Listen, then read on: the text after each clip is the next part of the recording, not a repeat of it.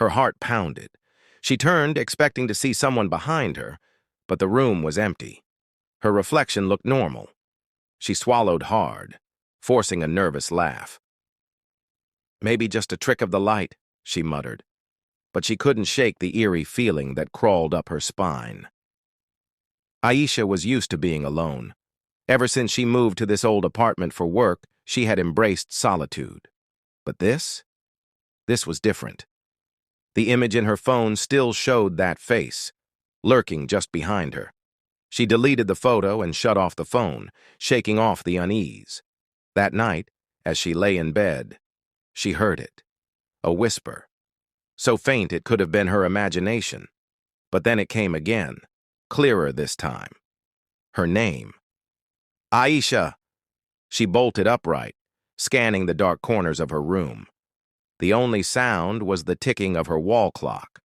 With a dry throat, she grabbed her phone and turned on the flashlight, sweeping it across the room. Nothing, just shadows. She exhaled sharply, trying to calm her nerves. The next day at work, she tried to forget. But the exhaustion weighed on her. Dark circles framed her eyes, and her mind kept replaying that moment, the face in the mirror. During lunch, her friend Rhea nudged her. "You look like you haven't slept in days. What's up?" Aisha hesitated before showing her the selfie she had quickly retrieved from the cloud backup. "Do you see something strange in this?" she asked, her voice uncertain. Rhea squinted at the screen, then frowned. "Who's that behind you?" Aisha's blood turned cold. "You see it too?" Rhea nodded slowly. "Aisha, that doesn't look like a normal person." They sat in silence for a moment, the cafeteria noise fading into the background. Finally, Rhea spoke. "Maybe it's just a glitch, or maybe you should delete it for good." Aisha wanted to, but something in her refused to. She felt a pull, a sick curiosity to know more. That night, she decided to test it again. She stood in front of the mirror, phone in hand, and took another selfie. The image appeared instantly. Her own face was there, eyes wide and anxious. And behind her, in the same place, the figure was clearer now, closer. Aisha's breath hitched. The thing had long, tangled hair, its face a ghostly white with sunken black eyes that bore into her. And this time, it was smiling. Her phone slipped from her hands, clattering onto the floor. She stumbled back, heart hammering against her ribs. This wasn't a trick of the light. This was real. A cold gust of air brushed her neck. She spun around, but there was nothing.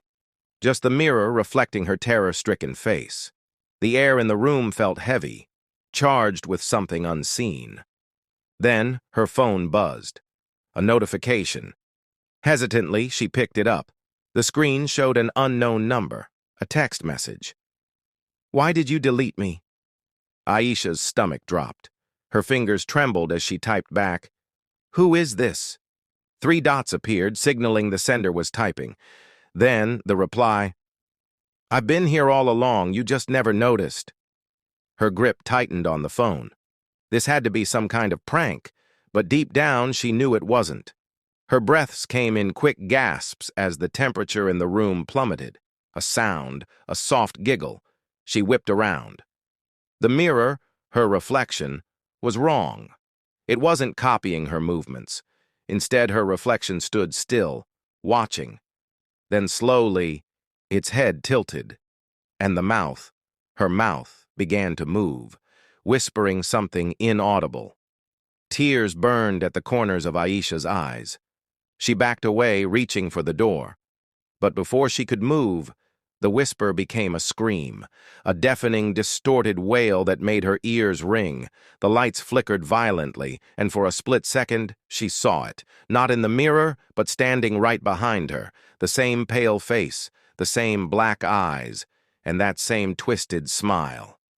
Darkness swallowed the room. The scream stopped. Aisha woke up sprawled on the floor. Her phone lay beside her, screen shattered. The mirror was gone. In its place was nothing but a blank wall, as if it had never been there. Shaking, she grabbed her phone, turning it on despite the cracks. The screen flickered to life, and for a moment, everything seemed normal. Then, the screen flashed, and a new selfie appeared, one she hadn't taken. Her. And the thing standing right beside her. Her breath caught in her throat as the final message appeared on her phone. Now, we are one.